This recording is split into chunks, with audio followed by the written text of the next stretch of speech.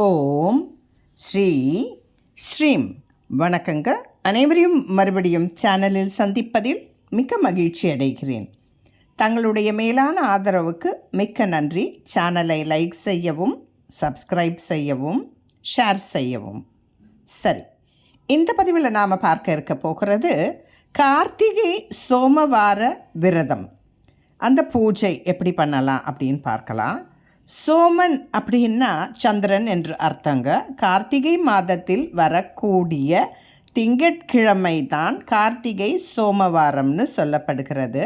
இந்த திங்கட்கிழமைக்கு அன்னைக்கு நாம் இருக்கக்கூடிய விரதங்களை பற்றித்தான் இந்த பதிவில் நாம் பார்க்குறோம். சந்திர பகவான் நிறைய சாபங்களை பெறுவதும் சிவபெருமானுடைய அருளால் அது சரியாகுவதும் நிறைய விஷயங்கள் உண்டு. உங்களுக்கு நாம் நிறைய பாவங்கள் செய்தால் அதை நீக்குவதற்குண்டான ஒரே வழி சிவ வழிபாடு என்று நம்மளுடைய ஆகமங்களில் சொல்லப்பட்டிருக்கு. ஒரு முறை தக்ஷனின் 27 மகள்களை மணந்து அவர் ரோஹிணி மட்டும் ரொம்ப அன்பு செலுத்தி தக்ஷனுடைய சாபத்தினால் அவர் தேய்ந்து போய்கிடுறார். அதனால தான் உங்களுக்கு அன்னாபிஷேகம் எல்லாம் வந்தது. அந்த கதையெல்லாம் உங்களுக்கு ஏற்கனவே தெரியும். அந்த சாப நிவர்த்தி பெற்ற ஸ்தலம்தான் திங்களூர் என்று கும்பகோணத்துக்கு பக்கத்தில் இருக்குது. அந்த சாப நிவர்த்தி பெற்று பிறைச்சந்திரனாக சிவபெருமான் தன்னுடைய சிரசிலே சூடிய தினம்தான் நமக்கு அன்னாபிஷேகம், ஐப்பசி பௌர்ணமி. இதை பற்றி நிறைய புராண நிகழ்வுகள் உண்டு.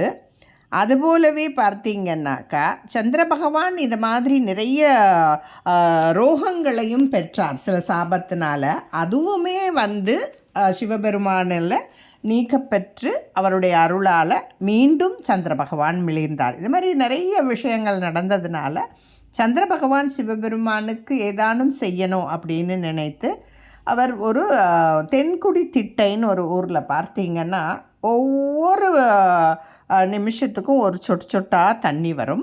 அந்த சிவலிங்கத்துக்கு மேலே இருக்கிற விதானத்திலிருந்து ஒரு சந்திரகாந்த கல் மூலமாக இன்றளவும் இந்த விஷயம் நடக்கிறது. நீங்கள் தென்குடி திட்டையில் பார்க்கலாம். அந்த காற்றில் இருக்கிற ஈரப்பதத்தினால சிவபெருமானுக்கு சொட்டாக அபிஷேகம். அவர் அபிஷேக பிரியர். அதனால தான் வசிஷ்டேஸ்வரர் அந்த கோயிலில் போயிட்டு தென்குடி திட்டையில் பார்த்தீங்கன்னா இது நடக்கும். சரி, இந்த மாதிரி நிறைய புராண நிகழ்வுகள் உண்டு. அதில் ரொம்ப முக்கியமான ஒரு நிகழ்வு என்ன அப்படின்னு ரொம்ப சுருக்கமாக நாம் பார்க்கலாங்க. அப்போ ஒரு தடவை சிவபெருமானும் பார்வதி தேவியும் சொக்கட்டான் ஆடுறாங்க. அதில் பார்வதி தேவி தான் நிறைய அதை வென்று கொண்டே வருகிறார்கள். சிவபெருமான் அவர்களை சோதிக்கும் பொருட்டு இல்லை நான் தான் எல்லாத்துலேயுமே வெற்றி பெற்றேன் அப்படின்னு சொல்லி அங்கே வழியில் போகிற ஒரு அர்ச்சகர், ஒரு புரோகிதர் மாதிரி இருக்கிறார். அவர் ஒரு சிவபக்தர். அவரை கூப்பிட்டு பொதுவாக சொல்ல கேட்க சிவபெருமான் தான் ஜெயிக்கிறாருங்கிற மாதிரி அவரும் சொல்ல அம்பாள் ரொம்ப கோபம் கொண்டு துர்க்கை அம்சமாக காட்சி கொடுத்து சாபம் கொடுத்துட்றா. யாருக்கு?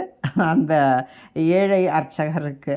அப்போ அந்த சாபம் எப்படி நீங்கணும்னு சிவபெருமானை போய் கேட்டதுனால அம்பாள் கோபித்துக்குவா அப்படிங்கிறதுனால நான் இதுக்கெல்லாம் வழி சொல்ல மாட்டேன்னு சொல்லிடுறாரு.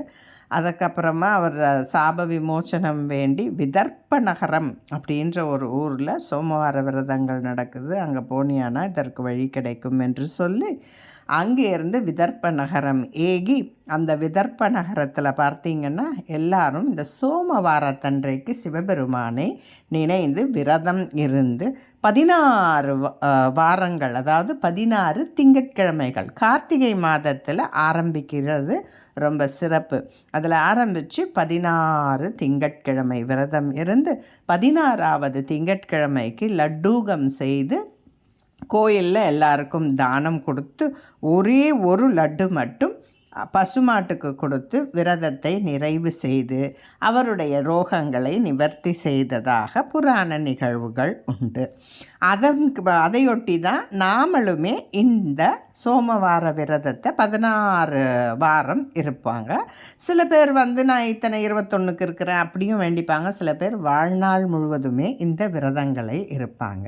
இந்த விரதங்களை நாம் ஆரம்பிக்கிறதுக்கு அந்த சோமவார விரதம் அந்த புரோகிதர் இருந்தார் இல்லைங்களா, அதை நாமளும் செய்கிறதுக்கு உசிதமான நேரம் எப்போ அப்படின்னு பார்த்தீங்கன்னா கார்த்திகை மாதங்களில் வருகிற வளர்பிறை சோமவாரம் ரொம்ப சிறப்பு. அதே மாதிரி மார்கழி மாதத்துலேயும் இதை ஆரம்பிக்கலாம். கார்த்திகைக்கு மட்டும் கிடையாதுங்க. கார்த்திகை மாதம் நாம் ஆரம்பித்தோம்னா கார்த்திகை மாதம் ஒரு மாதத்துக்கு 4 பொதுவாக வரும், சில நேரம் கூடுதலாகவும் வரும். அப்போ கார்த்திகை, மார்கழி, தை மாதத்தோடு அந்த மாதிரி நம்ம தொடர்ச்சியாக 16 வாரங்கள் இருக்கலாம்.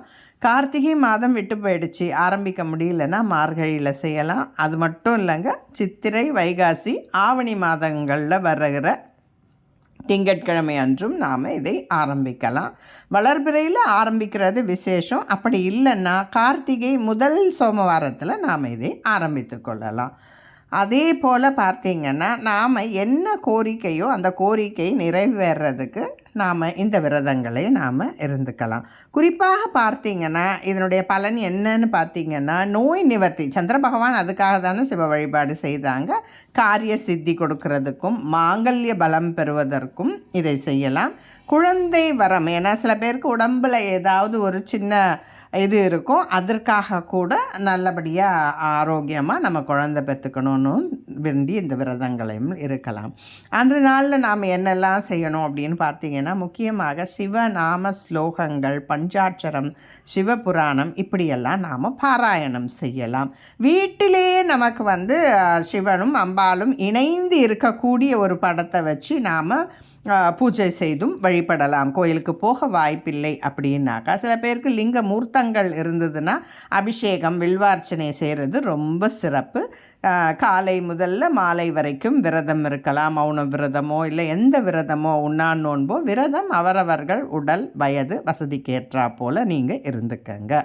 அதிகாலை எப்படி இருக்கணும் அப்படின்னு பார்த்தீங்கன்னா, அதிகாலை நீராடி நீர் பூசி பெரியவர்கள், அதாவது ஒரு தம்பதியை பூஜிக்கணும். அது அப்பா அம்மாவாக இருக்கலாம், மாமியார் மாமனாராக இருக்கலாம், இல்லை அக்கம் பக்கத்து வீட்டில் யாரானும் இருக்கிறவங்களாக கூட இருக்கணும்.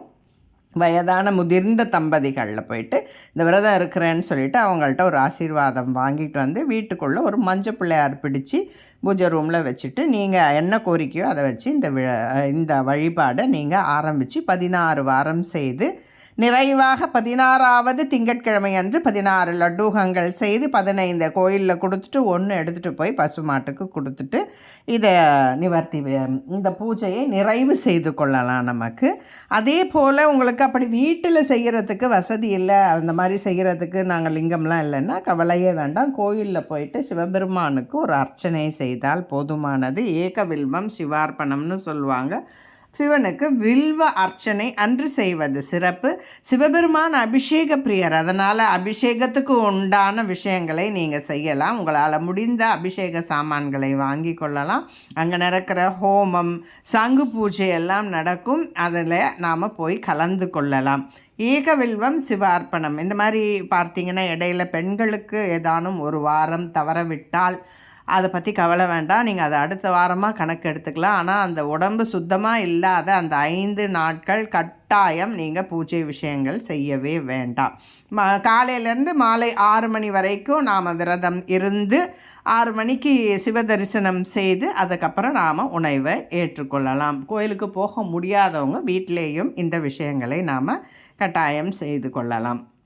என்ன பலன் அப்படின்னா, காரிய சித்தி, ரோக நிவர்த்தி, குழந்தை வரம் தரும். முக்கியமாக ரோக நிவர்த்தி அந்த மாதிரி செய்வாங்க. இல்லைன்னா அவங்களுக்கு என்ன தேவையோ அந்த மாதிரி நீங்கள் வச்சுட்டும் அதை அந்த மாதிரி நீங்கள் சங்கல்பம் எடுத்தும் செய்யலாம்.